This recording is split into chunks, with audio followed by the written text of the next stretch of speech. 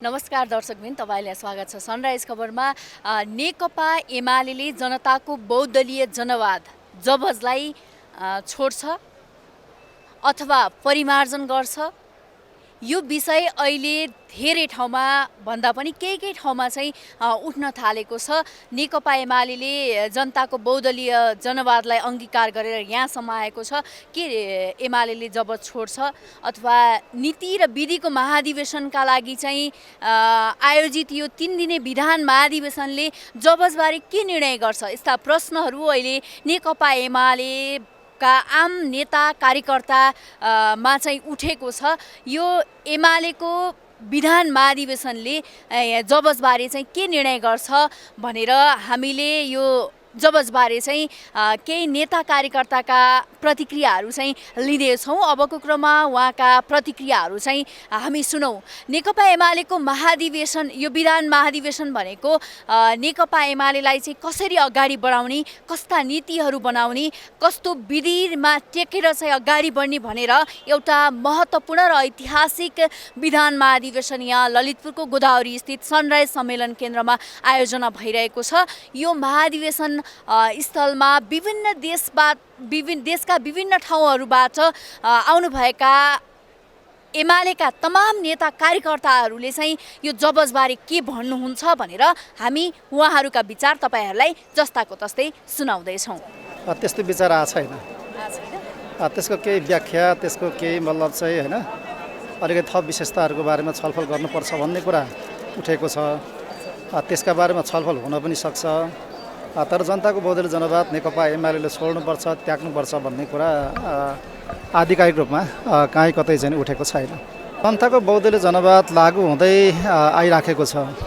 जनताको बहुदलीय जनवादको प्रकाशमा नै, त्यसले भनेको मार्गदर्शनमा नै 2051 सालमा नेकपा एमाले सरकार बनाएको थियो।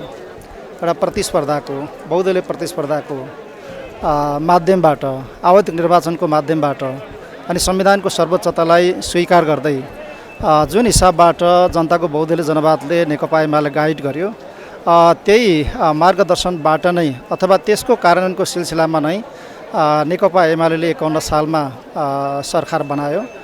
त्यस यता सङ्गठन निर्माणको कुरादेखि लिएर समग्र नेपाली राजनीतिलाई, नेपालको कम्युनिस्ट आन्दोलनलाई गाइड गर्ने, मार्गदर्शन गर्ने काम नै जनताको बहुदलीय जनवादले गरेको छ। त्यसो हुँदाखेरि जनताको बहुदलीय जनवाद कहिले कार्यान्वयन हुन्छ भन्ने प्रश्न होइन, जनताको बहुदलीय जनवाद कार्यान्वयन भएर नेपालको लोकतान्त्रिक आन्दोलनलाई, नेपालको समग्र राजनीतिलाई र समग्र नेपालको कम्युनिस्ट आन्दोलनलाई चाहिँ एउटा गाइड गर्ने र यो उचाइमा लिएर आउने सबै अल्मलिएका थिए। साना साना धारहरूमा, साना साना गोरेटोहरूमा अल्मलिएको नेपाली राजनीति, अल्मलिएको नेपालको कम्युनिस्ट आन्दोलनलाई यो उचाइमा लिएर आउने काम नै जनताको बहुदलीय जनवादको कार्यान्वयन र त्यसको एउटा प्रभावकारी मतलब चाहिँ कार्यान्वयनबाट नै यो उचाइमा चाहिँ नेपालको कम्युनिस्ट आन्दोलन आइपुगेको हो र नेपालको राजनीति यो उचाइमा आइपुगेको हो।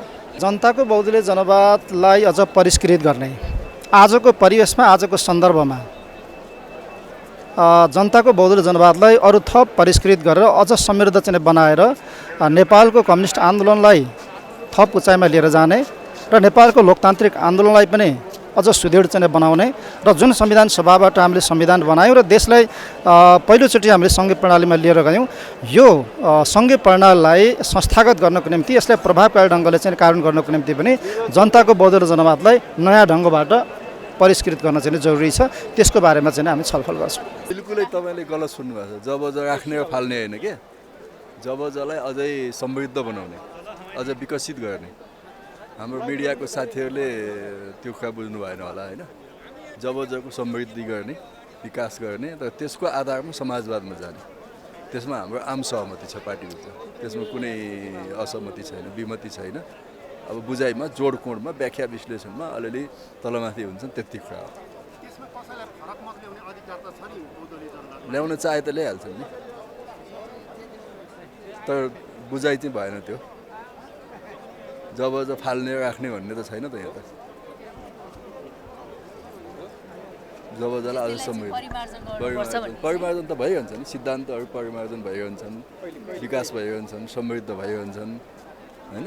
त्यो अर्थमा बुझ्नुपर्छ, त्यसरी बुझ्ने हो त्यसलाई। यो गलत कुरा हो। नेकपा एमाले पार्टीमा कहिले पनि त्यस्तो कुरा भन्न सकिँदैन कि यो पार्टीबाट निकाल्ने या ननिकाल्ने सबैको अधिकार हो, सबै बस्न चाहिन्छ। जो मान्छे आफै उत्तेजिला हो त्यो मान्छे आफै निकाल्न चाहन्छ, भाग्न चाहन्छ। तर नेकपा एमाले पार्टी जस्तो त यो दुनियाँमा, यो नेपालभरिमा यति राम्रो पार्टी कुनै पार्टी छैन। त्यस हुनाले म यो भन्न चाहन्छु कि जति पनि हाम्रो साथीहरू यो पार्टीबाट निस्केको छ, या माओवादीको पार्टी साथी होस् या माधव गुटको हो, त्यो सबै आओस्। सबैको यहाँ ठाउँ छ नेकपा एमाले पार्टीमा। यो पार्टी बहुत ठुलो पार्टी हो, विशाल पार्टी हो, यो समुद्र जस्तो पार्टी हो। यो मधेस, तराई, पहाड सबैलाई समेट्ने पार्टी यही हो। अर्को पार्टीको दम छैन। जनताको बहुदलीय यही नेकपा एमाले पार्टी नै ल्याएको हो। यो पार्टीमा एकदम छ। यो संविधान पनि बनाएकै हो नेकपा एमाले केपी ओलीले भिरेर यो संविधान पनि बनाएको हो। यसमा कुनै गैर उचित छैन। यो सबैलाई सम्झेर मतलब संविधान बनाएको हो। जनताको बहुदलीय जनवाद त हाम्रो यो जुन छ नि मदन भण्डारीको ले प्रतिपादन गरेको, त्यसलाई अहिले छोड्न मिलेन। हामी चाहिँ जनताको त्यही माध्यमबाट जनताको इच्छा आकाङ्क्षालाई पुरा गर्ने हाम्रो चाहिँ त्यो नीति छ, त्यसलाई अहिले छोड्न चाहिँ मिल्दैन। मलाई त त्यो लाग्दैन, त्यो हटाउन हुँदैन लाग्छ मलाई चाहिँ। किन हुँदैन? अब हामी सबैलाई जनताले नै चोइस गरेर पठाएको कुरो हो। जनता नै हो सबैभन्दा ठुलो कुरो। जनताले पठाएर न माथि उ गर्ने हो नि त, होइन? त्यही भएर जनताको बहुदलीय जनवाद चाहिँ चाहिन्छ, मलाई त्यो लाग्छ। त्यो राम्रो लाग्छ मलाई चाहिँ। जनताको बहुदलीय जनवादलाई अनिवार्य रूपमा लागू गर्नुपर्छ। यो मदन भण्डारीले प्रतिपादन गरेको जनताको बहुदलीय जनवादकै कारण नेकपा एमाले यत्रो ठुलो भएको छ, समाप्त हुन्छ, अन्तिम हुन्छ त्यसको उदाहरण। हाम्रो जो मेन धारणा नै त्यही हो र स्थापित गरेको र त्यो लागू भइसकेको कुरा आज देशभरिमा एक नम्बर पार्टी जनताको बहुदलीय जनवादको कारण भएको छ। त्यसैले जनताको बहुदलीय जनवाद जो नेताले छोड्छ त्यसको अन्तिम हो। त्यो हामीले चाहिँ 62-63 सालको परिवर्तनलाई नेपालको सन्दर्भमा एउटा पुँजीवादी जनवादी राजनीतिक क्रान्तिको रूपमा व्याख्या गरिसकेका छौँ। नव महाधिवेशनबाट हामीले नव महाधिवेशनबाट सँगसँगै नेपाली समाजको चरित्रमा बदलिएको छ। अब नेपाली समाज आधारभूत रूपले पुँजीवादी समाजको रूपमा विकसित भएको छ भन्ने कुरालाई पनि हामीले स्वीकार गरेका छौँ। त्यसकारणले अब हामीले जाने समाजवादमा जाने हो र अहिले हामीले समाजवादको तयारी गर्ने हो। त्यसकारणले हामीले समाजवादमा जाने प्रक्रियामा त्यसको लागि चाहिँ दलाल पुँजीवाद मुख्य रूपमा बाधक शक्तिको रूपमा हाम्रो बिचमा हाम्रो प्रतिस्पर्धी बनेर उपस्थित भएको छ। त्यसकारणले दलाल पुँजीलाई निरुत्साहित गर्ने, राष्ट्रिय पुँजीको विकास गर्ने बाटोबाट हामी समाजवादको तयारी गर्छौँ। त्यो हाम्रो अहिलेको व्याख्या हो। त्यसकारणले यसमा चाहिँ हामी केमा जानुपर्छ भन्दाखेरि हामीले अहिले समाजवादका आधार तयार गर्ने हिसाबले, समाजवाद उन्मुख अर्थतन्त्र निर्माण गर्ने हिसाबले राष्ट्रिय पुँजीको विकासको बाटो तय गर्ने भन्ने विषयमा हामी केन्द्रित भएका छौँ।